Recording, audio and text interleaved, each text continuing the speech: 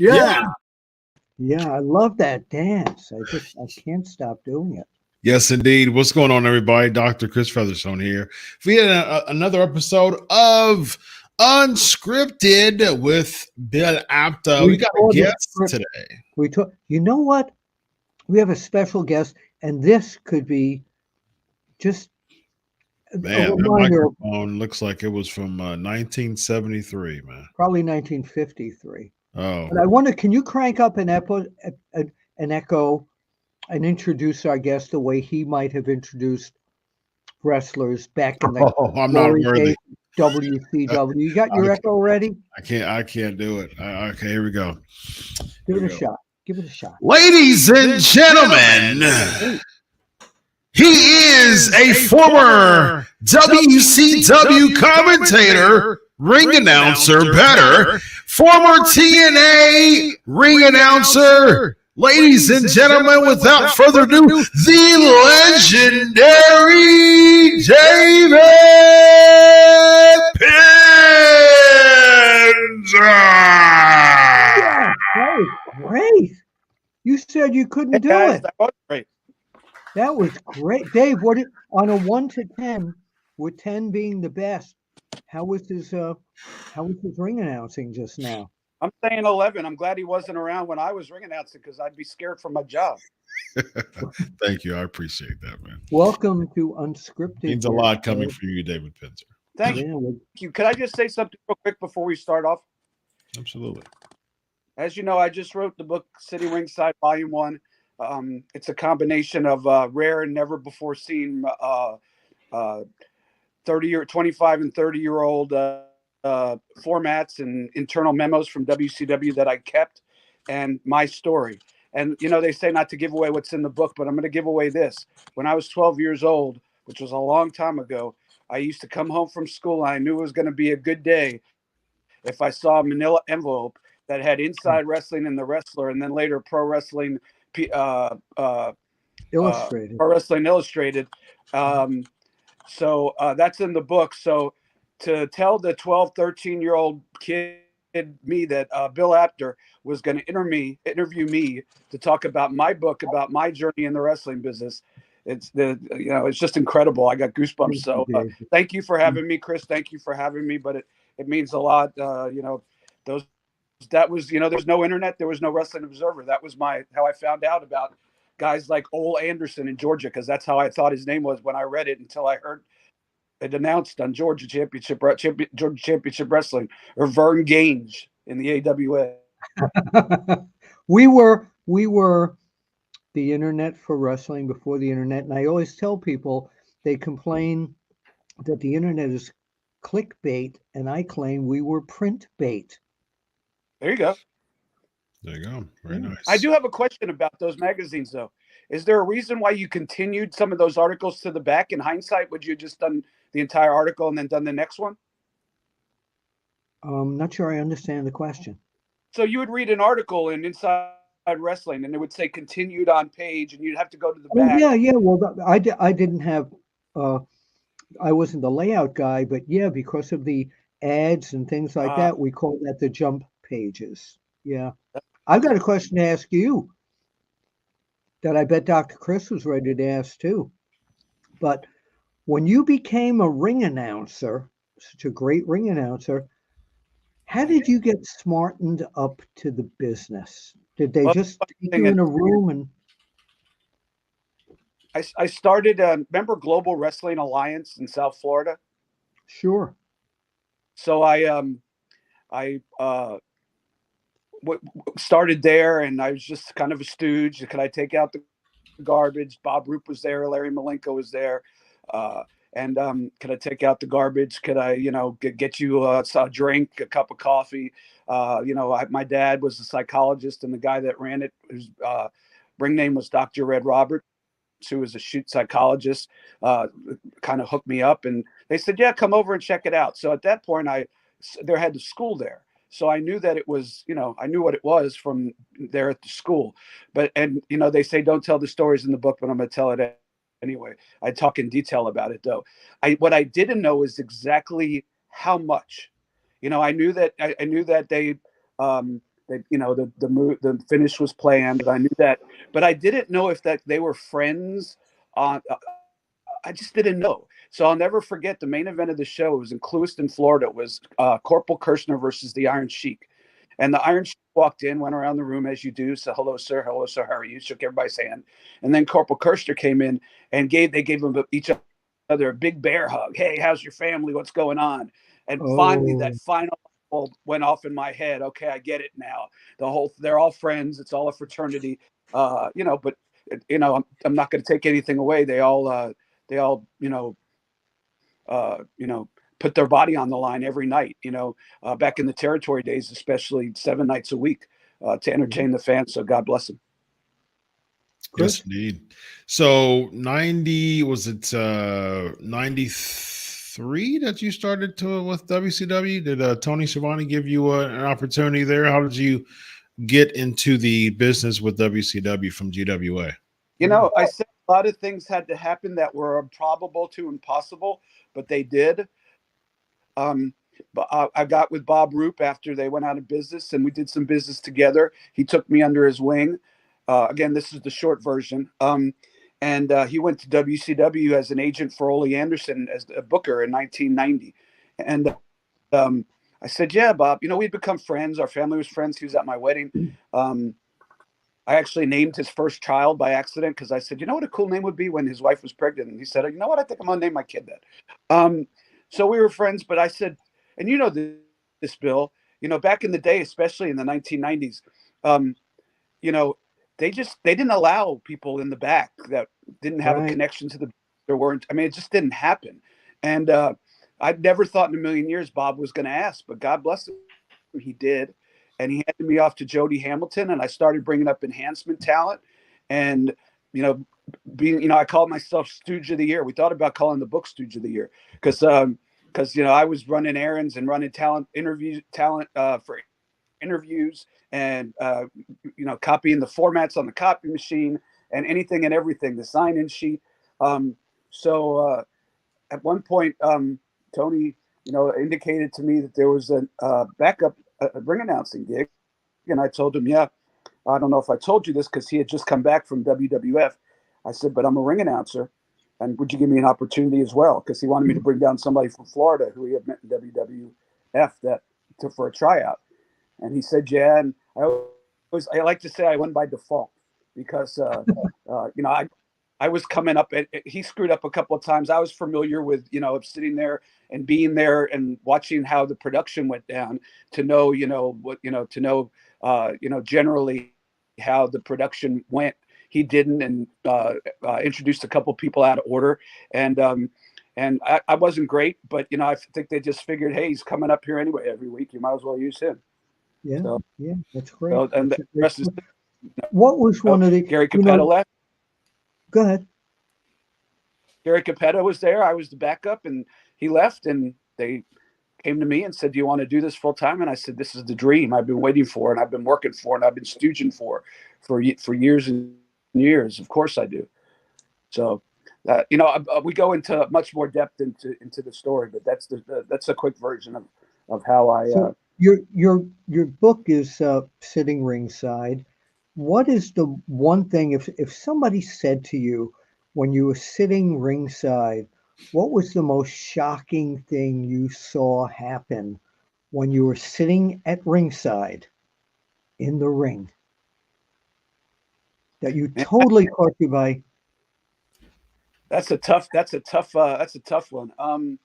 I would say the coolest thing probably was when one of my biggest heroes as a kid, on Halloween Havoc, I think it was '96, after the main event was over, the bagpipes played, and Roddy Piper, and I knew nothing about it. Most of the people didn't know about it. There might have been 5 or 6 who did, and I, like a 5-year-old kid in a candy store. I was that 12-year-old that just got Inside Wrestling and the Wrestler in that big manila envelope. And I had to remind myself, David, you're the ring announcer. You have a microphone. Don't do anything. Professional. Yeah, but yeah, that was. And then later on, I got to be a tour manager for Roddy's book tour. We spent 45 days at a tour bus together, and crisscrossing the country. So that was super cool. I got to know him. You knew Roddy about as well as anybody could get to know Roddy other than his family. Yeah. But by the way, just a little bit more about the book. Those formats are really rare. They're never before seen. We have the last Nitro format, Bill, that's available for the first time for public consumption. And we have different You can just buy the book on Amazon. We got different packages that you get, like the Nitro format and other formats. If you want to, the people watching are interested in that, they could go to davidpenzerbook.com. And that's all I'm going to promote. I just wanted to get Chris, what was the question you would want to ask about that last night of Nitro, because David Penzer was there? Yeah, I was actually about to ask the question about Nitro. Take us back to just how the feel was at the time. Now, y'all were in the beach, right? The Panama City. Yeah, Panama City. Yeah. So y'all were in Panama City, and I believe Raw was in Cleveland, if I'm not mistaken, during that same time. Yeah. Now, when y'all saw Shane back there, what was the overall feel of just the boys in the back, including yourself? Was it a surprise? Was it? Did y'all know the day of? Like, take us back to seeing Shane that day. Well, the whole thing was crazy because I found out that WWF bought WCW like 3 days before the last Nitro. And it's probably better in hindsight that I didn't know more in advance, because I'd have driven myself nuts about it. And so it was all a whirlwind. I found out on a Saturday. Sunday we're traveling, and then Monday we get there. I can't speak for others, but I just decided, Chris, that if this was it, if this was my last hurrah, I was going to go out, work as hard as I can, enjoy the hell out of it, help the fans enjoy the hell out of it, and walk away feeling good. Like, you know what? If you never do this again, you did it, and you went out not with your head down, crying or anything like that. You went out, working hard. You're doing your best, and getting that crowd, because that was really one of my jobs, was getting the crowd, keeping the crowd in the 3-hour show. Them up. So yeah. If that was going to be my final one, then that was going to be the one that I wanted to be the most proud of. And so it was it was a whirlwind, though, and yeah, obviously we go into more further detail about that whole experience in the book Sitting Ringside. But yeah, that was how I looked at it. You know, some people were happy, some people were, you know, upset. A lot of the office people, you know, this had become a family to them, and production people and stuff. And they probably would never be involved in the wrestling business again. You know, but most of the wrestlers knew that they would get picked up somewhere eventually. So they weren't as upset, but you know, but I didn't know what the future held, and I couldn't gotta get emotional just talking about it. I couldn't let myself go to the what ifs. I was just going to do what I had to do and see where the chips fell. Now, as far as contracts are concerned, there's been much talk as far as just when WCW bought over, there's fewer contracts that came with it too, and either people got a chance to sit out or they brought them over and they gave them an option. How did it work with the ring announcers as far as their contracts? Was it null and void after that night or after that acquisition, or was there a sit out option? How did that work with ring announcers? Believe it or not, I've never had a contract in 30 years of doing this. In WCW, I was an employee. I got a Turner employee, and in TNA and Impact and all that, I was just on a handshake deal with Jeff and later with Scott D'Amore on this last run. So I've got one of the pet peeves of mine that I've never had a contract, but it kind of worked out good in a way because you got 1 month severance for every full severance, benefits, everything, full pay for every year you were there. So I got 8 months severance pay, and that saved my behind. So actually, even though it's something that always kind of bothered me in the back of my head, you've never had a contract in 30 years, but it ended up working out fine. So you know, somebody offered me a contract just for 1 day. Very nice. Did you wonder if WWE was going to romance you in? No, not really. You know, Howard Finkel was there, and Tony Chimmel was there, and you know, I had met with Jim Ross and Johnny Ace, and they said the plan right now is to run the company as a separate brand, and if we do, we want you to be our ring announcer, but that's a big if, you know, if we could get there, and they never got there, and so I never got there, and but yeah, I was able to you know, catch on with the XWF. I was a big part of that. That's going to be a big part of that. Going to be a big part of Volume 2, and then TNA, and then you know, recently Impact till the end. I finished up at the end of the year. So you know, my whole thing was when I started just stooging around at the Global Wrestling Alliance school was I want to keep this going as long as I can and take it as far as I can. And there wasn't a definition of what that was. It was just I don't want it. I want to take it, and if it was 15 minutes, it was 15 days, it was 15 years. I didn't have any expectations. I just worked hard, kept my nose out of everything that didn't belong in, and just wanted to keep it going as long as I can. And the fact that it's gone on 30 years and still going is absolutely amazing. And you know, especially with, like I said, the hurdles that I overcame, you know, because a couple of people gave me breaks that they shouldn't have given me. I often say Jody Hamilton saw something in me that wasn't there. So bless him. And you know, it's an incredible story, and I'm blessed. Yeah. But beyond anything.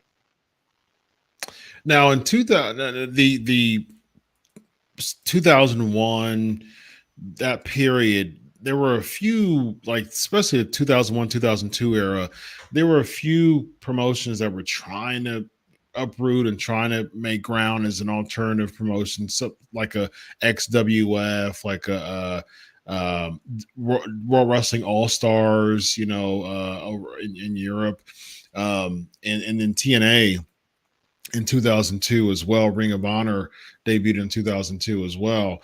Like, it was really promotions trying to have that alternate field, trying to have that secondary promotion battle around that time. XWF with Hogan and Hart didn't really come off the ground as much. What do you think caused that, as far as just not really being off the ground like ROH and TNA did? I'll be honest with you. As much as the ratings were still pretty decent for Nitro comparatively, almost any like Monday Night Football would die to have Nitro's numbers when we got canceled by Turner because Turner had lost his power and he was the only thing that was keeping wrestling and Turner broadcasting. So when the other networks saw that they cut a show, 2 shows, 3 shows that had pretty good ratings, decent ratings for cable television, they were like, they didn't want it. They were like, they must know something that we don't know. So the entire television industry went cold on anything other than the WWF. And nothing, I don't think anything could have worked at that point. That's exactly why TNA started as a weekly pay-per-view, and then later paid to get on television, and finally were able to get a television deal. But it took a long time. It really took a long time for any wrestling company to prove to network executives that the wrestling was still something they wanted to have on their network. And they did the Turner brass that took over when Ted diversified really did a bad thing to the wrestling business as a whole. I'm glad it's recovered and it seems to be blossoming. So I'm glad, but look how long it took. Do you still watch these shows pretty weekly? I'm a huge fan of the Bloodline, so I DVR those. Okay, so here's the question, and a fan asked this question too, and I was going to ask it to you. What do you think of this terrific girl ring announcer who was amazing at WrestleMania, Samantha Irvin?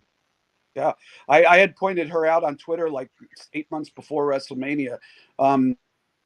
She's found a way to do something that has never been done. And you would know this better than I, Bill, maybe because you've seen a lot more ring announcers. But to me, I think she has been able, and I'm not talking about her crying at the end of Cody's match. I'm talking about her introducing the matches. She's found a way to put emotion into ring announcing that I don't think I've ever heard. The closest I would come to would be, and you would know this, was my favorite part of watching the old days, watching WWF on Madison Square Garden Network from Madison Square Garden. And I should have known that I was going to be a ring announcer then. But Howard Finkel before the last match, which wasn't the main event that went on before, but he would run down the card for the next show. Yeah. Part I was mesmerized, and even so much that, like, sometimes there were good main events. Sometimes he would go, and next week, ladies and gentlemen, next month, you're going to see the WWF champion Bob Backlund defend his title against Samoa #1, and you'd be like, "Yeah, no, that's right." But don't get it. Yeah, and she's got that. She's got that in her. She's got that. Yeah, it's an emotion that I don't know that I don't even know that I've seen Howard do that in at ring announcing a match. It was more in him promoting the next show, but Howard Finkel's the greatest of all time in my opinion, and nobody else is close. Everybody else is a distant second, third, 10th, whatever. But and she's come upon something special, so much so that WWE now that doesn't really acknowledge their ring announcers, pitching to her and thanking her, and the wrestlers are calling her out. She's something special, and I guess the end of the long-term question, I guess, is she in this to be a ring announcer, or is she going to do this for a little while and use her fame and fortune to be an actress or a musician or something, because if she stays in the business, I think she's being the second ring announcer to go in the WWE Hall of Fame one. She's found something really special. Now with Samantha Irvin, she's kind of trademarked, like she has her own signature, so to speak. Like for instance, when she introduced Imperium, she says Ludwig Kaiser. She has a little thing when she does that. She really gets like really gritty when she does the Roman Reigns. You mentioned Howard Finkel, like his big thing was when someone had a title change, he would say, and no, that was his thing. What was David Penzer's signature of ring announcing? Great question. That is a great question. I don't know that I have a good answer. By the way, I heard the other day her do Chelsea Green. She does Chelsea Green. Something with Chelsea Green. Mm-hmm. Yeah, I'm surprised they let her do that because normally, Vince, agree probably, Bill. If Vince McMahon led WWE, would not let the ring announcer start, doing different, voices and stuff. But correct. But good for her.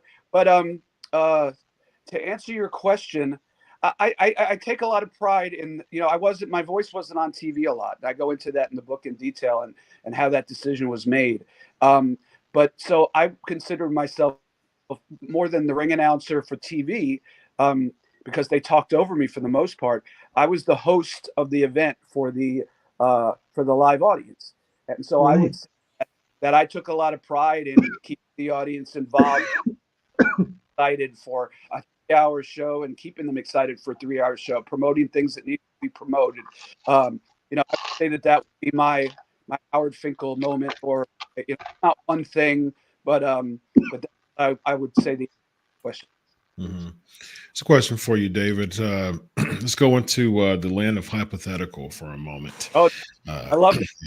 It's always fun. It's always fun to travel to the land of hypothetical. So, by the way, I'm on my Tic Tac pills while we're doing this. That's gotcha. why I'm Okay. Special announcement for the Tic Tacs, ladies and gentlemen. Yeah. So if Eric Bischoff would have purchased WCW, and WCW would still be in operation right now, how would that change the landscape of a ROH, of a TNA, of an AEW? And would you still be there? And maybe you'd be under contract. How would an Eric Bischoff ran WCW currently in 2024? How would that have changed the trajectory of the promotions that we see now? Well, before that, there's not a doubt in my mind I'd be a VP of something if WCW was still around today. I was supposed to be John Laurinaitis' personal assistant, and he was going to be Eric Bischoff's personal assistant. So I was already kind of on my way there to trust with more responsibility. But I think a Ring of Honor might have been around because it was a niche, just like ECW was. I don't think there'd be a TNA. AEW, I don't think there would be, but with the kind of and bless Tony, I've gotten to know him when he was coming to Nashville when we were doing our COVID empty arena tapings, and Kenny Omega was the world champion for Impact. But he has the money to do whatever he wants, quite frankly. So that's a wild card if he would have gone there, if he do it. But I don't think TNA would have been around. Probably Ring of Honor because there's sort of a niche like ECW. Yeah. Have you had talks with Tony as far as being a part of AEW? No, I have not. When I left Impact, I called Tony Schiavone and I said, "Listen, I know you got more ring announcers than you need." I said, "But if you ever need anything special, like a WCW type reference, I'm available." And they talked about me possibly doing Sting's last match, but because it was a tag team match, it just makes sense. They brought you in with Chris Jericho, didn't they? If I remember right. Capetta. I was on a handshake deal with Scott D'Amore, and I wouldn't have gone even if they asked me, because me and Scott have been friends for 30 years, and I have the utmost respect for him. So and so I never even made I was happy at Impact, quite frankly. I thought you did something at AEW with Chris Jericho. Never. That was Capetta. Did like a tail of the tape. Right. But right. Yeah. But no, there was talk about Sting's last match, but it didn't really go anywhere. And I would go, for something special. But I really am re-energized realtor now by trade, and it's kind of hard to be a realtor when you're on the road all the time, and be a serious realtor. So it was a blessing that I left Impact Wrestling, and I've been working hard, and the dividends are starting to pay off. And I need I could play ring announcer, but I need to make a living doing a full time. And then so what was the match that gave you goosebumps to announce? Was there one match that you look back at? What's that? Oh, Michael Buffer did most of the main event. So, the first pay-per-view I ever did after Gary left was Ric Flair versus who was it? Kurt Hennig, I want to say, Okay. or Ric Flair versus. First of all, Macho Man was my favorite entrance because I loved his theme song. I don't remember exactly who he wrestled, but Michael Buffer couldn't be there that day, and I did the main event. So I would have to say, on a personal level, getting that spot that I had been, didn't think that it would ever open because I didn't think Gary would really ever leave, and being able to do the main event of a pay-per-view with Ric Flair and either if it was Kurt Hennig or Randy Savage, it's still one of the best in the world ever. So I would say that probably. I would say Sting and Hogan, but Buffer got to do that at Starrcade, so that wasn't my call. All right, I got one more question for you, David. WWE match, event, location. Give me your dream match to announce currently, 2024. I would say, and I don't know if this is going to happen, but this is what I'm hoping for as a fan, because I'm still a fan after everything else. I'm just as much of a fan as when I turned on Championship Wrestling from Florida when I was 11 years old. And I would say Solo Sikoa, Tama Tonga, and Jacob Fatu versus Roman Reigns and the Usos. Ooh, yeah. All right, that's the match. How would you announce that? Location. How would you do that? I would Come on, Dave. I just do my thing. I don't want to try to be something I'm not. I've always just done my thing and stuck with that. And if somebody didn't like that, then that's cool. And if somebody did, then I'm grateful that you actually thought something positive about it. But this business, Bill, you can't let especially recently, you can't let yourself get caught up in that kind of stuff, or else you'll drive yourself mad. And I battled anxiety and panic attacks for 40 years, so I already dealt with enough over the 40 years. I was putting you on the spot. I was asking you to ring announce it like you were there, but I get that. Now my wife is sleeping and I'll wake her up. Oh, all right. So that was the match. What's the event? So that's the 6-man match. What's the event? And what's the location? WrestleMania, Madison Square Garden. Ooh, very nice. Never got to do a WrestleMania. Never got to do Madison Square Garden. I can't. I don't lose sleep over it. But it would have been nice to do one. Or I would say even Madison Square Garden more than WrestleMania, because just it's so, as somebody who's fan of pro wrestling for so long and follows the history, it's such a important building. But was there every month forever. Yeah, I know.